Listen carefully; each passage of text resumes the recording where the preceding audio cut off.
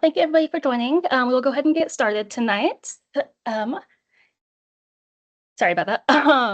So tonight we're just going over how to prepare your student exchange application for the student exchange program through IPSF, and just gonna be going over a little bit more information about the actual questions that are in the application itself, as well as a little bit of the process and the timeline. So before we get started, I'm going to do some quick introductions. My name is Caitlin. I don't know why my camera is not working, so I'm gonna have to leave it off for now. But my name is Caitlin. I serve as National Student Exchange Officer.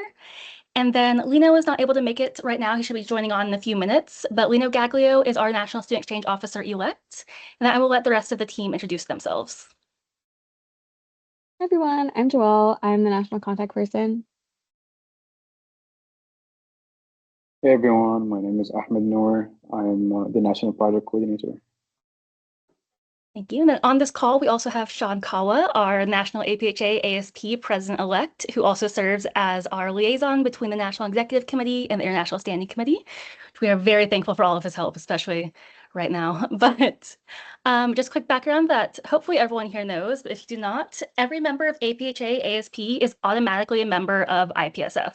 When you pay your dues to become an APHA ASP member, APHA ASP then goes and pays your dues on your behalf to IPSF so that you get the benefit of both organization memberships through one.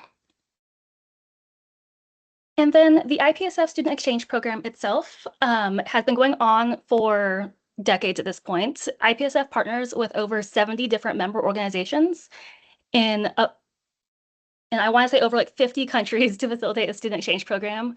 Some countries may have more than one member organization that participates, which means that they may have more placements in that country than those who might only have one organization. And when we are saying member organizations, what that means is it's essentially like APHA ASP. We are the member organization for the United States of America. Other countries will have member organizations that represent them on their behalf the same way that we do. But for the United States, APHA ASP is the only member organization that participates in the student exchange program. And for each organization, the number of students that we're allowed to send is based on how many students we have posted the previous year. So in other words, the more students that we host in the United States, the more students we're allowed to send on an exchange somewhere else. We should be getting an estimate of how many students we'll be allowed to send here in the next month or so, but last year we had a quota of 21 students. So we expect it to be somewhere around the same. Some general information about SEP. Student exchange can happen in any area of practice that you want. Virtually, the main barrier to being able to get a specific area of practice is going to be where you want to go on your exchange at. But areas of practice examples include community, hospital, clinical, industry, research, informatics. They also have academia. And just recently, one of the countries had a new pharmacogenomics specialty training one that they did, so that was kind of cool. But every site will determine their own length of how long they want it. It ranges from 2 weeks to 3 months between May and September, and that duration will be wholly dependent on how long you wish to go on your exchange and how much availability they have and their preceptors have. On the bottom of this website, you can find a link to the IPSF SEP country website, and that will have all of the requirements that are needed to apply for each of those locations. Some of those will include languages. Some of them will have you come up with your own accommodations, things like that, but that will all be listed under that website. Right, and then how to apply. So in the United States, we have a pre-application fee that we do on our end before you actually submit a website or submit an application through the APHA website. And the reason why we do this is so that we can base how many student application spots we have, select those students instead of having everybody have to pay that $65 application fee through the IPSF website. So we do not require any kind of fee for the pre-application form. This is actually a typo on this slide, so I apologize for that, but it is due November 1st and is currently open. The link is there. It's also on the APHA website.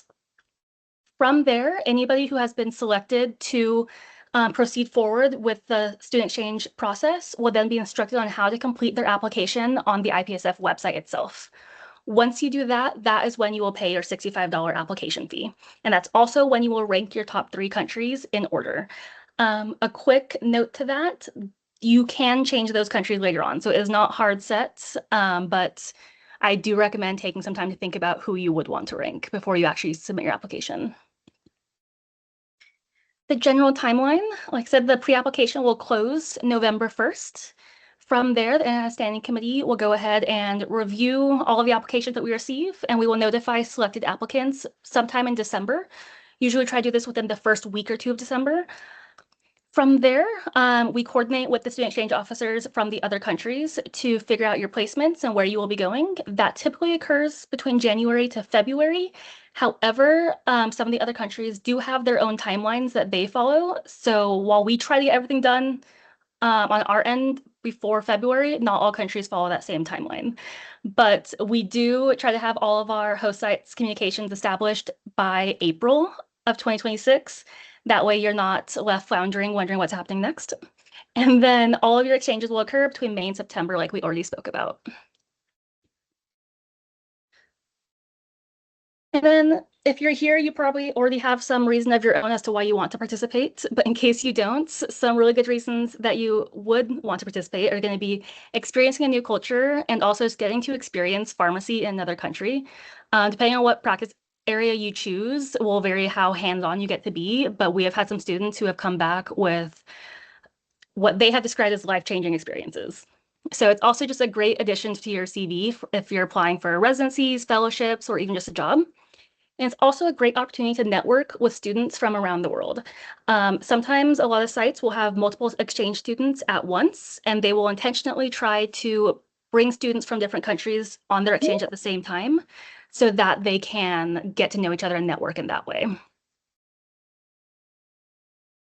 Right, so that's kind of just the basics of student exchange program. From here, we're going to go ahead and talk about the exchange application itself, the pre-application that we do through APHA.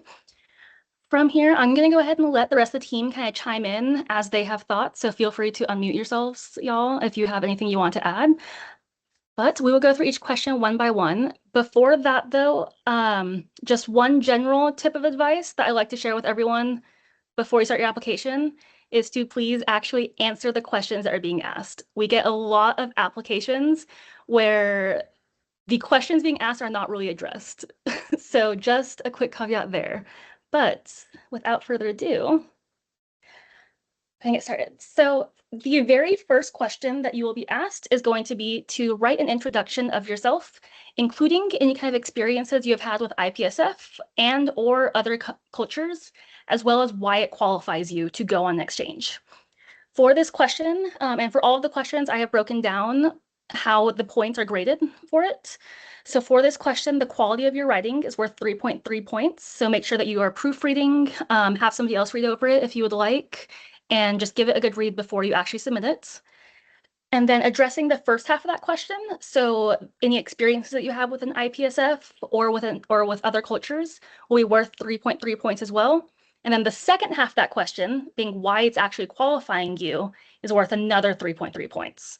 So that's why I mean when I say make sure that you're answering the entirety of the questions.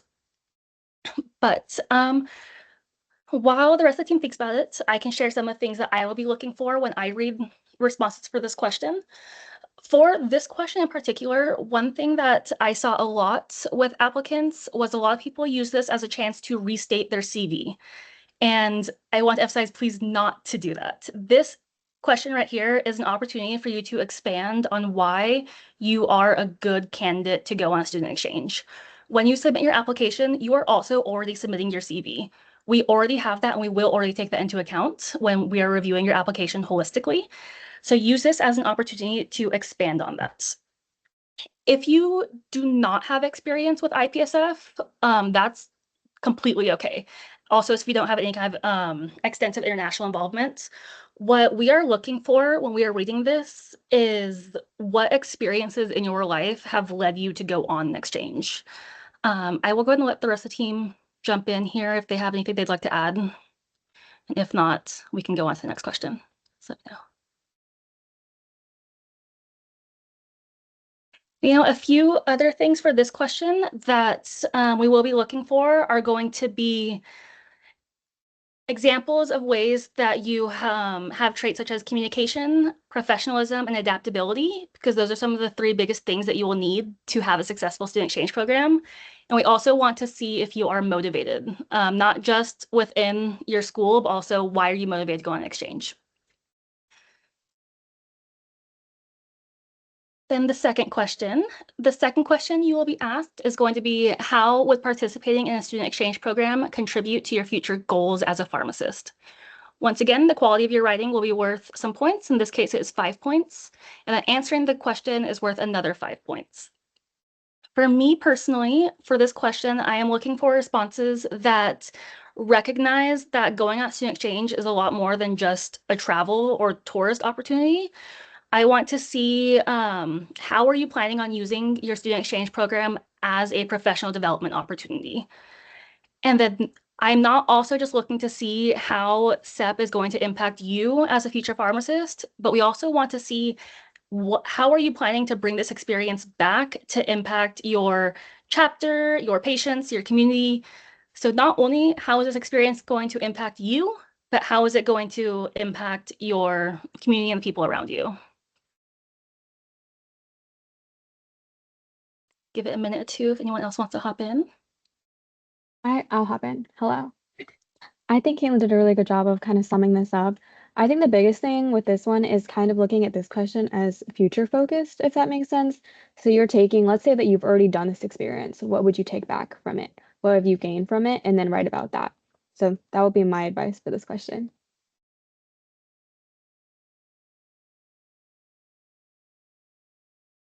Thank you, Joelle.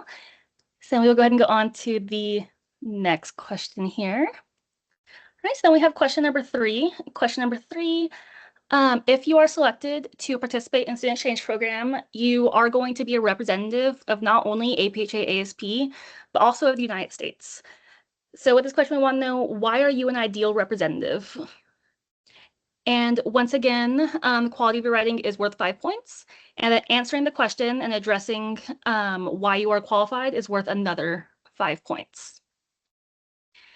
And then for this question, I am looking for traits that will show that you are dedicated not only to pharmacy, but to APHA ASP.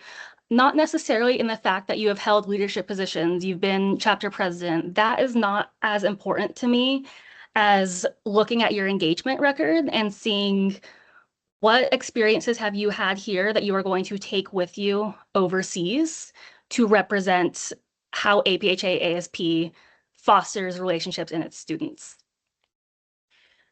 And then I had a few other notes here. Let me just get them pulled up real quick, and anyone else can hop in if you have anything else that you would like to add.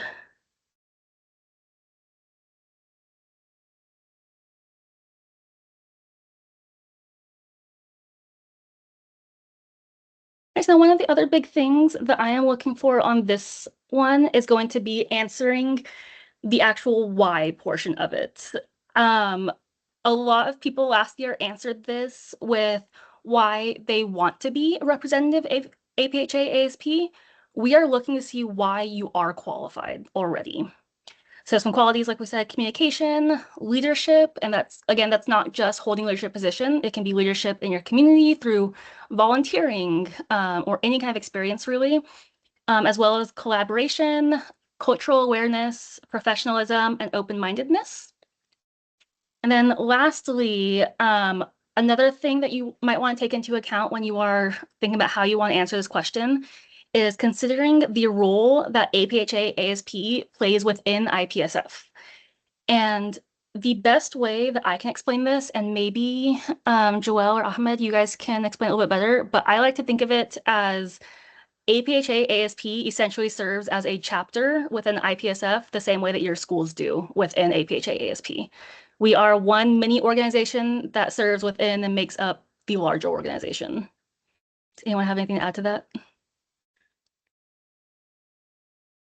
I think you explained it really, really well. I would approach this question very similarly, right? If it were me, I'm one of the representatives of the US right now, right? So I'd be like, well, I think I'm very personable. I try to go out of my way to talk to people whenever I can, make friends with them, and that makes me an ideal candidate because now I'm meeting new people and I'm able to bring those connections back, not just for myself, but for other people, blah, blah, blah, blah, blah, right? You see, like I personally, when I answer application questions, I like to make it very story based. So I'll be like, oh, here's my trait and here's why it's helpful. I think that's also very key to this question. But in the sense of, oh, I am that representative, it's because we serve as that kind of chapter. We're a chapter of the regions, like region 1 through 8. We're in the regions of the Americas. So you're kind of like a liaison to everyone, if that makes sense. I hope that doesn't stress you out when answering the question, but that's kind of how I see it.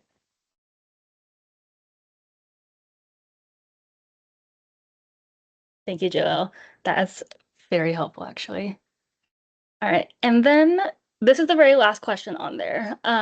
So the way I would approach your application is using those first 3 questions to help guide your response for your letter of intent, which is this 4th question.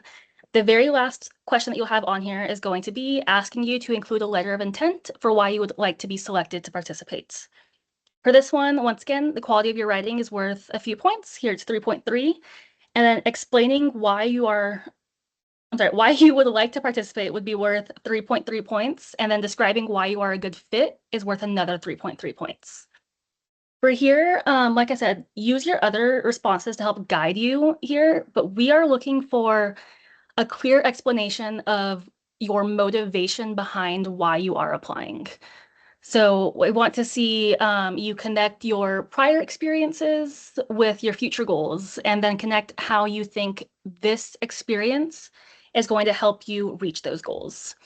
And then, like we said before, thinking about how you are going to take what you learn from this experience to impact your chapter and your community, and connecting your future goals with how you are going to use those to contribute to others. So if you have not noticed, one of the big themes that we're looking for here is across the whole application is a lot of how are you going to use this experience to build yourself professional development wise, as well as to build up those around you. So those are my biggest things. I also like to look in the letter of intent somewhere for an acknowledgement that you are aware that you are representing APHA ASP and the United States, and then what that means to you. But in general, my biggest recommendation for this one, you have 750 words. It's a lot more than the other ones. So use them to blend your personal narrative that has led you here with your professional motivation as to what you're looking ahead to. Then with that being the last discussion question, I'll once again open up the floor to ISC if you guys have anything to add. We've all been throwing notes into the slide deck recently, so I feel like I might just be reading out a lot of them. But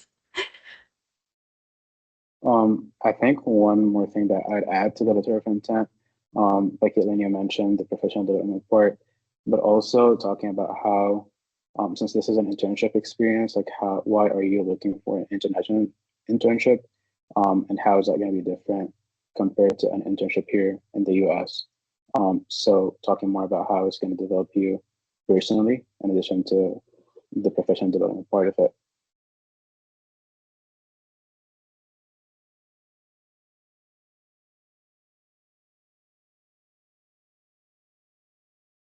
And then the last thing that I want to touch on here briefly is what an ideal letter of support would look like. Along with your application, you are asked for a letter of support from your advisor.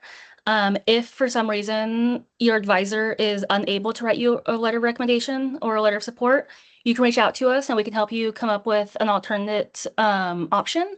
But we highly, highly recommend that it do come from your advisor. But some of the qualities that an ideal letter would highlight would be collaboration and teamwork, professionalism, leadership and engagement, adaptability, your academic performance, and then just a general commitment to the profession of pharmacy. Once again, these are all qualities that come into play when we're thinking about how you are going to represent our association and our country on these experiences. Then one last thing before we head over to questions real quick is coming up soon. We are going to be doing another webinar called IPSF 101 on Wednesday, October 8th at 8 p.m. Eastern Time. I believe that might be the QR code to actually join the meeting, but this is also available on the APHA ASP Instagram link. And then, Joelle, do you have anything you want to add about this webinar? Just that everyone should come. It's going to be super informative. It's going to be super exciting. I'll be leading it, so come visit. If Joelle's leading it, you know it's gonna be fun. Well, with that, that was everything that we really had to share with you guys. All of our contact information is on the screen. Lino and I do share the same email. That is not a typo. So you will reach either of us if you send the email there. On the side there, you also have the link to join our IPSF GroupMe. Highly recommend you do so. That is where we send out a majority of opportunities because we tend to get them with a fairly short turnaround time from IPSF and other countries. So that is the quickest way to stay up to date. But from there, if anybody has any questions, you can feel free to unmute yourself, drop them in the chat, or raise your hand, whatever you would prefer. But that is everything that we have to share with you today.